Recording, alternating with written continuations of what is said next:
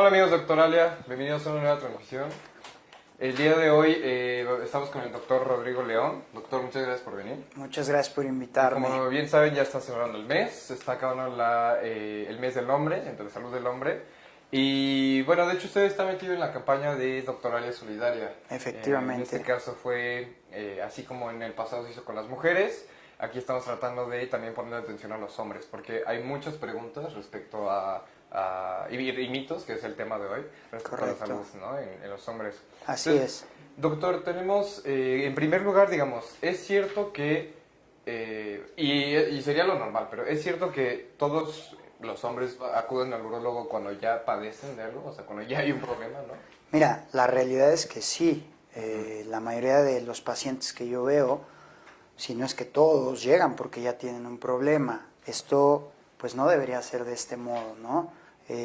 Justamente como este tipo de campañas que definitivamente pues hay que agradecerle a Doctoralia que las fomente, esta solidaridad que debemos tener pues con los pacientes para que tengan conciencia de qué es lo que deben hacer en relación a su salud y pues para tener una mejor calidad de vida. Entonces, pues no, el paciente idealmente no debería llegar al urólogo ya que está enfermo. Claro. Debería... No tenemos esta Cultura. cultura de la prevención. No, ¿no? eso es lo sabemos en todas las áreas, la urología no se salva y efectivamente, pues ya el paciente llega cuando tiene la enfermedad o el problema, cuando hay veces, no siempre obviamente, que pudo haber sido previsto si hubieran, no sé, si hubiéramos hecho ciertos controles, si hubiéramos llevado cierta dieta, qué sé yo, ciertas medidas, pero eso es lo que debería ser. Y digamos, yo creo que, o bueno, no sé, en todos los casos, la detección temprana va a ayudar, ¿no? Es correcto. Eso mira, Cualquier caso que se sí, presente. la medicina mexicana, pues obviamente toma mucho de su esencia de la medicina de los Estados Unidos de Norteamérica y de la medicina europea. Y en ambos lugares, en ambos continentes, pues todo esto está basado en la prevención temprana, en el diagnóstico temprano de las enfermedades. El diagnóstico temprano te permite que incluso situaciones que hace 20 o 30 años eran pues prácticamente una sentencia de muerte, ahora no, ahora lo son algo tan llevadero como el que alguien tenga diabetes o hipertensión con algún medicamento y con eso puede estar controlado alguien que quizá tenga algo bastante serio. Sí, o sea, ya se pueden tratar, ¿no? Así es, correcto. Okay. Entonces, los hombres, sabemos que los hombres les tienen cierto temor al urólogo, ¿no? Sí. Hay profesión como de los dentistas, en general, bueno, los hombres a los urólogos. Es cierto que todos los chequeos en este campo, ¿no? De, digamos, de próstata son incómodos Claro. y son molestos Ahí, o dolorosos. ahí te hago un paréntesis y bueno, pues definitivamente mis colegas en la profesión médica y en la urología específicamente, yo creo que somos de los que más se hacen bromas o chistes al respecto, porque siempre el urólogo tiene este tema tabú cuando hablas de la próstata. Y sí, justamente, no te lo voy a negar, la exploración urológica en general, pues no es cómoda. O sea, ya el hecho de desnudarte, de mostrar una parte íntima de tu cuerpo, pues no es una cosa que está padre. Entonces, desde ahí la cosa no puede ser, sí, no, ya empezó mal el asunto y después te van a manipular los genitales, te vamos a manipular el pene y eventualmente si tenemos que hacerlo, pues tenemos que hacer la exploración de la próstata, tenemos que hacer la revisión prostática.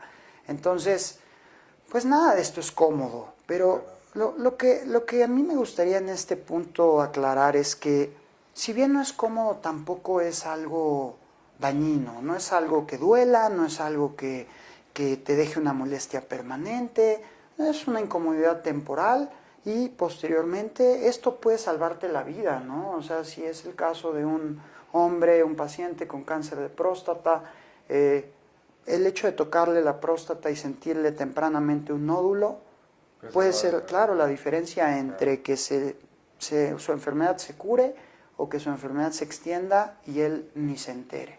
Entonces, Sí, o sea, bueno. entonces son sacrificar 5 minutos Exacto, de un ni chequeo. eso, quizá ni eso, ¿eh? O sea, a lo mejor son hasta Un minuto de tu tiempo y en Claro. ese minuto podemos tener un montón de información. Ok.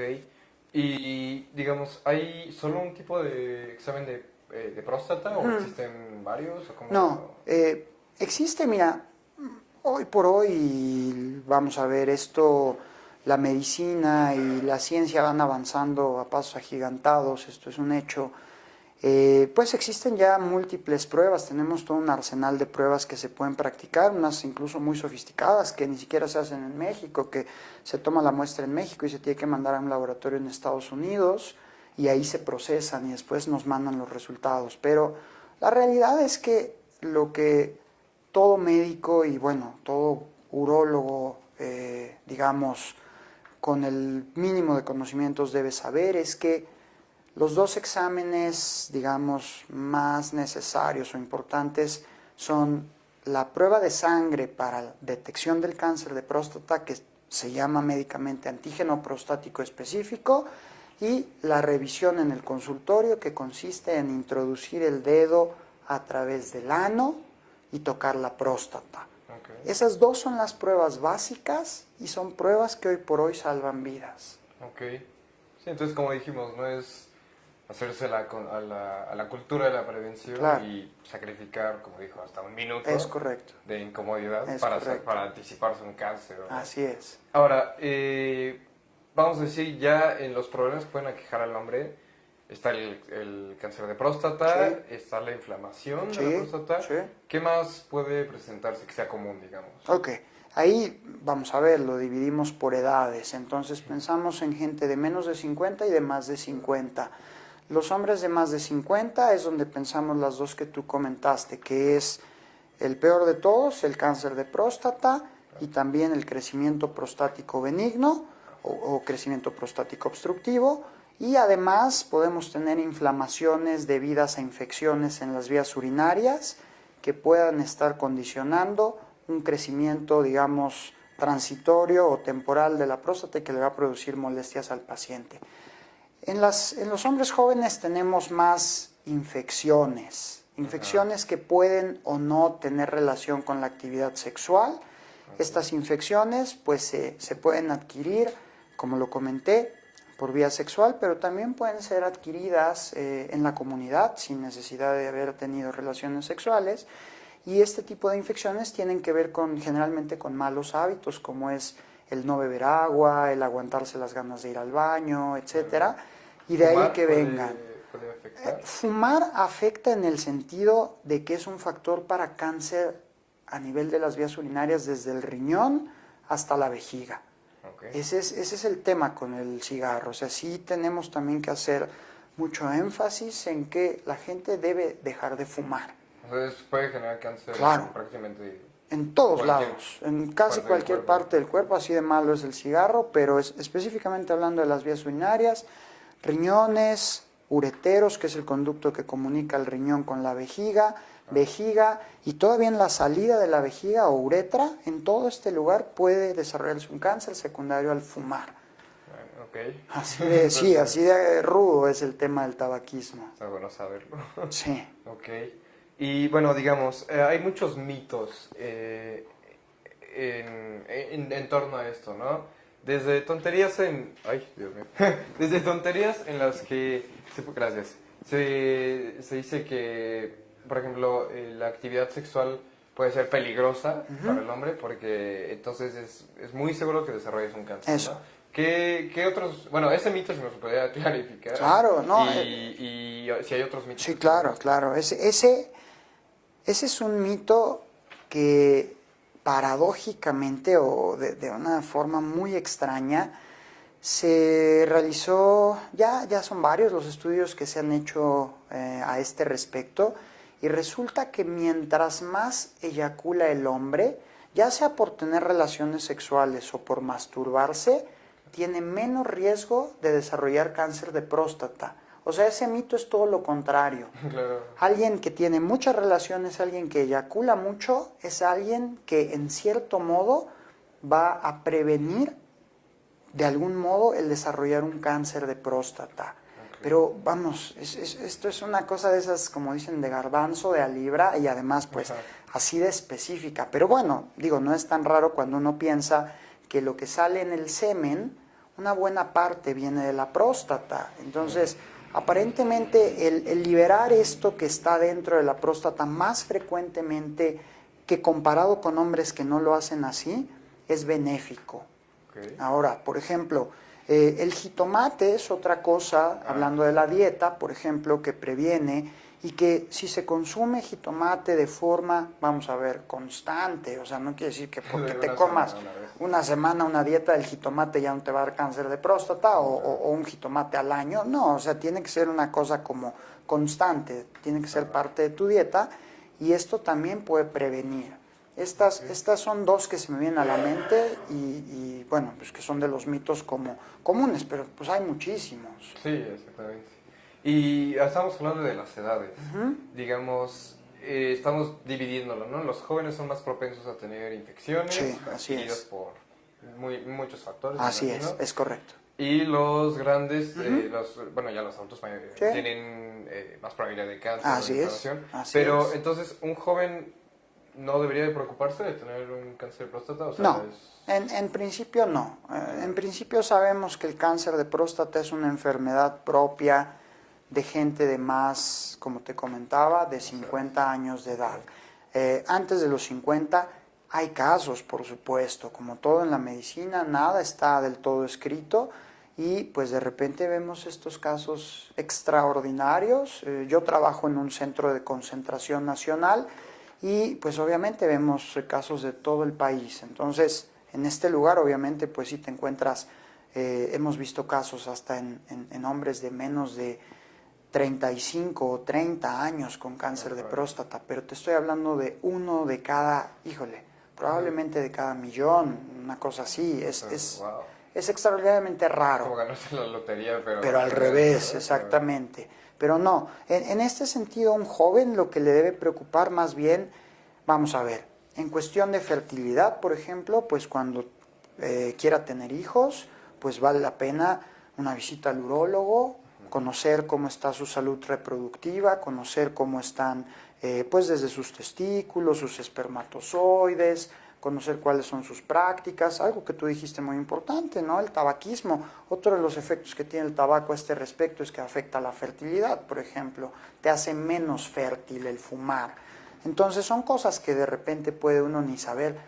Quieren embarazar a la pareja y no se embaraza, ¿por qué? Pues es que me fumo 3 cajas al día, ¿no? Pues obviamente. Claro. Pero eso, en ese punto deberías como joven preocuparte e ir al urólogo, pero también obviamente si llegas a tener algún síntoma, como cuál, por ejemplo, dolor en los testículos o alguna molestia o incomodidad a nivel de la ingle, o si tienes molestias al orinar, como ardor al orinar, o ya todavía más avanzado si llegas a ver que hay sangre en la orina o que la orina tiene alguna característica anormal.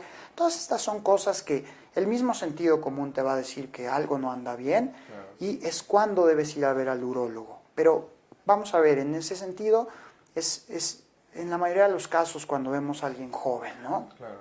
Pero como dijimos, ¿no? Digo, como sentido común, si alguien está haciendo sangre, pues obviamente va a ir al urólogo. Y en cuanto a manera de prevención, ¿a partir de qué edad debería un hombre empezar a ir al urólogo? Yo te diría que esto no está escrito, pero lo ideal es que alrededor de tus 30, 35, tengas una primer visita con el urólogo para que te familiarices. O sea, no quiere decir que en esa visita te van a hacer el tacto rectal, ¿no? A tocar la próstata. No, por supuesto que no, tranquilo. Muchos no llegan con nosotros porque piensan eso. Es que ir al urólogo es sinónimo de me van a meter el dedo, ¿no? Entonces, no, en este sentido, pues obviamente a esa edad lo que queremos ver es pues cómo están tus genitales, si tienes alguna molestia, entrevistarte, hacerte preguntas muy específicas y esa sería, yo diría que la primer como encuentro con el urólogo que tú debieras tener. Posteriormente, a los 40 es cuando está indicado hacerse el primer antígeno prostático, la primer prueba en sangre para cáncer de próstata. Y ahí decides, junto con el urólogo, si ya quieres hacer tu tacto rectal o si te quieres esperar hasta los 45, dependiendo del resultado de esa prueba de sangre. Claro. Y posteriormente, ya después de los 45, pues cada año. Ok. Y una duda, por ejemplo, ¿el urólogo sería, digamos, la contraparte de un ginecólogo en el caso de las mujeres? No del todo. Porque a las mujeres les recomiendan Claro. desde muy temprana edad, ¿no? Sí, Y aquí a los hombres claro. tenemos más margen. O sea, en ciertos aspectos sí lo podríamos ver en ese sentido, como cuidamos la salud del hombre, pero a diferencia, y lo que nos hace, lo que marca la diferencia del ginecólogo, que el ginecólogo sí ve solo mujeres, Sí. el urólogo no, el urólogo ve Sí, hombres, claro. mujeres, niños, Sí. ancianos, etcétera, etcétera. Nosotros vemos, porque sistema urinario, pues tenemos Todos, hombres y claro. mujeres, ¿no? Sí. Entonces, esa es la diferencia, pero vamos a ver, si hablas solo de prevención de cáncer de próstata, pues sí, somos el equivalente al ginecólogo y el cáncer cervicouterino con la mujer, pero nosotros con el cáncer de próstata o de cualquier parte del aparato urinario. Ok. Y, por ejemplo, estamos aquí hablando de jóvenes, ahora nos pasamos de regreso a los mayores. La vasectomía también es otro, no sé si sea mito, que Sí. puede causar un cáncer. De hecho, esto es un mito que incluso se llevó al nivel de que se hicieron un montón de estudios médicos desde la década de los, ¿qué será?, de los 80, 70, porque había esta idea, esta preocupación de que si el hacerte la vasectomía te podía producir o cáncer de testículo o cáncer de próstata. Los primeros estudios fueron hasta controversiales, algunos decían que sí, algunos decían que no. Ya más adelante estudios más serios y mejor controlados demostraron que no. Y recientemente, probablemente en la década pasada, hubo otra vez un boom, porque esto es como por modas, de que de repente dicen, a ver, ¿será que sí, será que no? Y otra vez empezaron a preguntarse, y hace no mucho se publicó un estudio en donde se demostró categóricamente que la vasectomía no tiene ninguna relación con cáncer en ningún lado. Okay. Y en un país como el nuestro, pues la vasectomía, vamos, Sí, es una cosa que nos la deberíamos hacer todos después de que, cierta edad, pues de que sabemos que ya cumplimos con lo que queremos en cuanto a hijos, ¿no? Sí, claro. Y no esta idea como de, pues todos los hijos que la vida me dé, ¿no? Claro, sí. Y, ok, entonces, hablando de familias, ¿no? Digamos, con el cáncer nunca se sabe. Yo creo que siempre hay como, si un pariente tuvo cáncer, siempre hay como una probabilidad, ¿no? Sí. Pero en el caso aquí más de la urología, tengo un cáncer de próstata, si un padre lo tiene, ¿es probable que un hijo lo vaya a desarrollar también? Hay cierta probabilidad de que esto suceda. El cáncer de próstata, a grosso modo, se puede dividir en cáncer esporádico, que esto es el que le pasa como sacarse la lotería, como tú dijiste, y el cáncer hereditario. Entonces, obviamente, el hecho de que tu papá o tu abuelo hayan o tengan cáncer de próstata, pues a ti te da más posibilidades de que tengas esta enfermedad o de que la llegues a desarrollar en algún momento de tu vida. Y por lo tanto, de hecho eso está escrito hasta en guías de prevención. Si tú tienes un familiar de primer grado con cáncer de próstata, todos los estudios de tamizaje o de prevención, de escrutinio, se deben realizar hasta 10 años antes de lo que le harías a un hombre normal. Claro. Entonces, si yo te hablaba de los 40, pues a lo mejor ahí sí, a los 30 te deberíamos empezar a hacer el antígeno, por decir algo. Claro. Digo, no es así de cuadrado, pero sí quizá deberíamos un poco antes empezar con esto. Primer grado sería padre... Padre o hasta el abuelo. Ok, sí. De acuerdo. Y bueno, por ejemplo, estamos hablando del jitomate. ¿Hay algún consejo como en cuanto a dieta? Digo, ya sabemos no fumar. Sí. ¿Hay algún otro consejo? Pues mira, lo que te comentaba, en cuanto a la dieta, el problema que tenemos con nuestras dietas occidentales, pues es que tienen demasiados derivados animales, demasiadas grasas de todo tipo, que si las grasas trans, que si las grasas saturadas, que si todo esto de lo que se habla recientemente. Y en la medida en la que tú lleves una dieta más sana, una dieta que incluya más vegetales, más frutas, menos productos de origen animal, en esa medida también te puede ayudar a prevenir a largo plazo, porque hablábamos de que no es de que yo tengo 49 y ya digo, ahora sí me voy a poner las pilas y Claro. voy a llevar la dieta. No, claro que no, pues ahí ya, ¿para qué?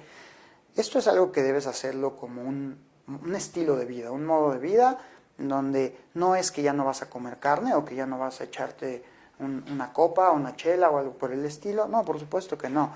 Pero pues todo con moderación y en la medida en la que puedas llevar una vida sana, vamos a prevenir este tipo de enfermedades. Claro. Y alguien que desafortunadamente ya tenga un problema de próstata, sea un cáncer, supongo que vamos a hablar de cáncer como el caso más grave, ¿cómo es su calidad de vida, digamos? Ok. ¿Debe de abstenerse, supongo, completamente de alcohol, No, realmente es justo por donde empezaste a hablar. Si tú tienes a alguien que ya está enfermo de cáncer de próstata y se diagnostica a tiempo, ¿por qué? Porque cada año se hace su antígeno prostático, tiene a su urólogo, de repente notaron una elevación en el antígeno prostático, se le hace el tacto rectal, se siente que tiene algo anormal, se sigue una serie de estudios, hay todo un protocolo de estudios que se hacen al respecto y eventualmente se diagnostica un cáncer. Lo más probable es que lo diagnostiques en una etapa temprana. Ok.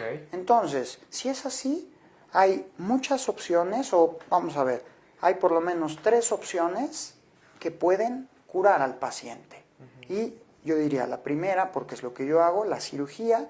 La segunda opción podría ser la radioterapia. Y la tercera opción, algunos medicamentos.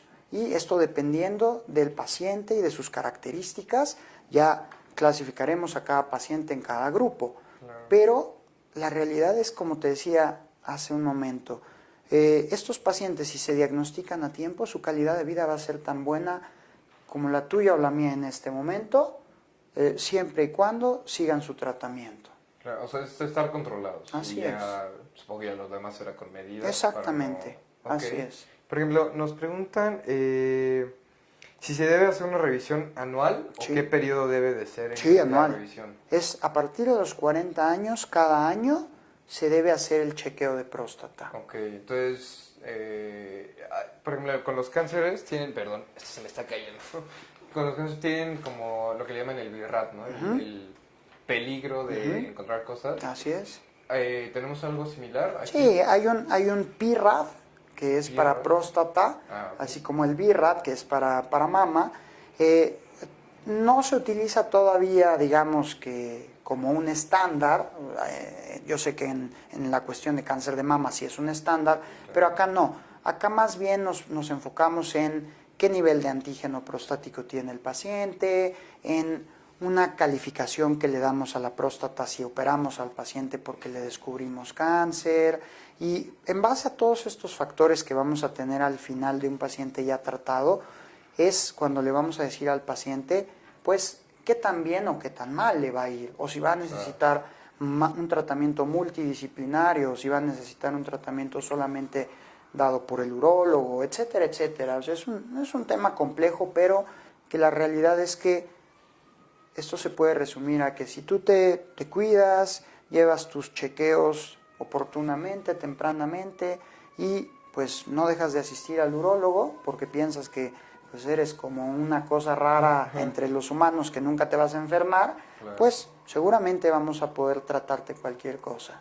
Ok, perfecto. Entonces esa manera de resumen, ¿no? Sí, así es. Supongo yo que... Porque tal vez no es común que se tenga un urólogo de cabecera, tal vez. Sí. Digo, si nunca se ha ido. No, eso es verdad. El médico de cabecera puede canalizar, ¿no? Sí, O sea, eso es lo que uno debería transmitirle a los médicos de primer contacto, a los médicos de familia, a los médicos de cabecera, que cuando identifiquen problemas en el aparato urinario, canalicen a los pacientes con el urólogo. Claro. Y lo mismo a los pacientes. Si tienen un problema a nivel génito urinario, de las vías urinarias, pues vengan con el urólogo, vengan sin miedo, sin ningún prejuicio, porque es probable que ni siquiera les tengamos que hacer tantas cosas como puedan imaginarse, sino que va a ser una visita normal, quizá te pida unos estudios y sin necesidad de meterte el dedo o hacer alguna cosa por el estilo, Claro. pues llegar a un diagnóstico y un tratamiento. Ok. Pero todo eso va a prevenir. Ok.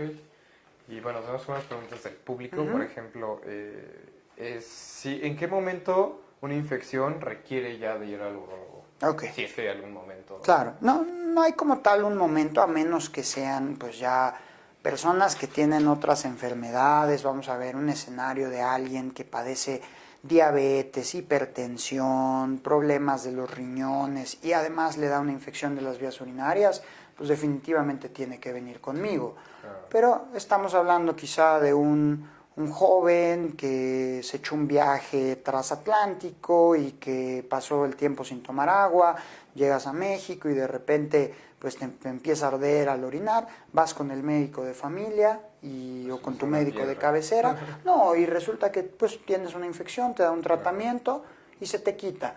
Si se te quita el problema, yo diría no hay más que hacer, pero si ya te dieron el tratamiento y persisten las molestias, ojo, ahí es cuando ya tienes que ir con el urólogo. Sí, específicamente. Exactamente. Ok. Y una última pregunta respecto a, digamos, enfermedades de transmisión sexual. La semana pasada antepasada, perdón, tocamos el tema del VPH, ¿no? Que en los hombres, entonces si un hombre se encuentra una verruga, algo fuera de lo normal, también debe de acudir, digamos, con Por un urólogo, supuesto que sí. Okay. Eso indiscutiblemente. O sea, sabemos que hasta 8 de cada 10 hombres que tienen actividad sexual ya van a estar expuestos al virus del papiloma. Okay. Y si te tocó el asunto de que no naciste después de que se creó la vacuna para el VPH, sí, que es una vacuna que también se debe aplicar a los hombres, a los niños, desde antes de que tengan vida sexual, para prevenir estas infecciones por VPH que a las mujeres les dan cáncer cervicouterino, pues obviamente lo que te puede pasar es que de repente te salga una verruga. Y dices, chin, ya me salió una verruga. Y lo que te puedo decir, y lo veo en mi práctica diaria, que no es una buena idea, es decir, bueno, voy a ir a la farmacia a comprarme algún producto de estos que congelan o que hacen o que esto, que aquello, y voy a intentar yo solito quitarme la verruga, quemármela, cortármela o hacerle alguna cosa por miedo o por pena de ir con el urólogo, ¿no? O sea, lo mejor que puedes hacer es acudir con el urólogo y que te demos un tratamiento estandarizado médicamente hablando. Claro. Por ejemplo, también, si un hombre se levanta varias veces al baño por la noche, ¿ello implica ya tener un problema con Sí, la próstata? justamente.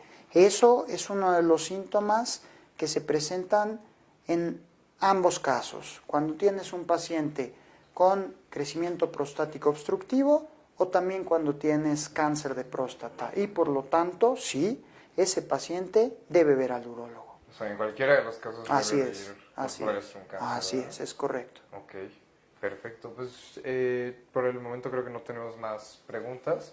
Recuerden que si tienen cualquier otra pregunta en este tema, en neurología, pueden visitar su perfil, va a estar linkeado aquí arriba. Y pues bueno, doctor, creo que llegó una más. No llegó ninguna otra. Entonces recuerden, cualquier pregunta o directamente consulta. Doctor, si quiere dar sus datos. Sí, claro, pues yo estoy en el Hospital Ángeles del Pedregal, consultorio 880, y el teléfono es el 5601-2234. Y también estoy en el Hospital San Angelín Universidad, consultorio 811. En el mismo teléfono les dan cita. De igual manera, pues, como Sebastián lo dijo, a través de mi página de Doctoralia, de mi perfil, pues me pueden hacer preguntas. Yo contesto todas las preguntas que llegan al perfil. Entonces, pues, si tienen cualquier duda o pregunta, por favor, estoy para servirles. Perfecto, bueno, pues muchas gracias por venir, doctor. Encantado, Sebastián, gracias por invitarme. Estoy cerrando este mes, pero recuerden que justamente lo que hablábamos, ¿no? La cultura de la prevención es algo que tanto a mujeres como a hombres les va a beneficiar. Correcto. Entonces nos vemos en la próxima transmisión. Permítanme, tengo más preguntas aquí. Ok, claro, con gusto. ¿Qué pasa con los hombres que justamente sufren de incontinencia? Ok. Un hombre que está sufriendo de incontinencia y es una persona mayor, seguramente tiene la próstata ya demasiado grande y por lo tanto la vejiga ya no alcanza a vaciarse completa, le queda orina y entonces se llena muy rápido y llega un momento en el que se le empieza a salir como si tú empiezas a llenar un vaso con agua y se empieza a derramar, exacto.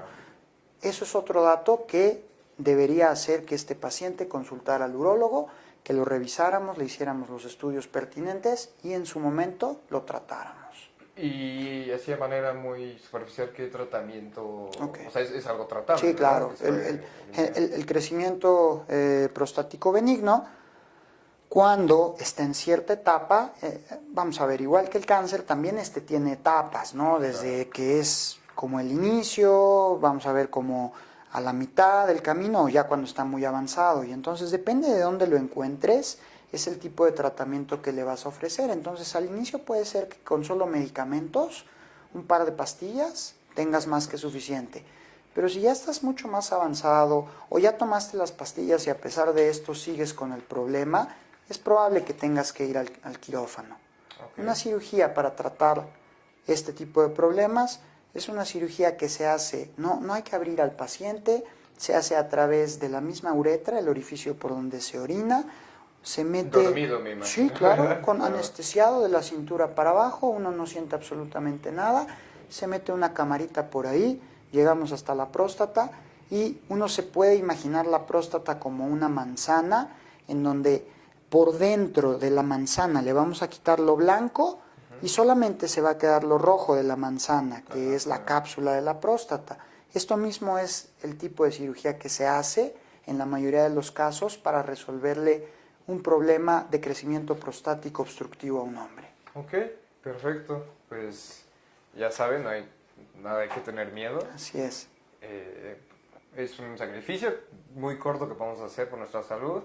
Y bueno, si ya llega en un caso todavía peor, bueno, pues no vamos a sentir nada, ¿verdad? Claro. Vamos a estar bajo la anestesia. Así es. Entonces, bueno, gracias por venir, Encantado. doctor. Recuerden, estamos ya cerrando la campaña Doctoral Solidaria, quedan 2 días. Y bueno, nos vemos en la próxima transmisión. Hasta luego. Gracias, hasta luego.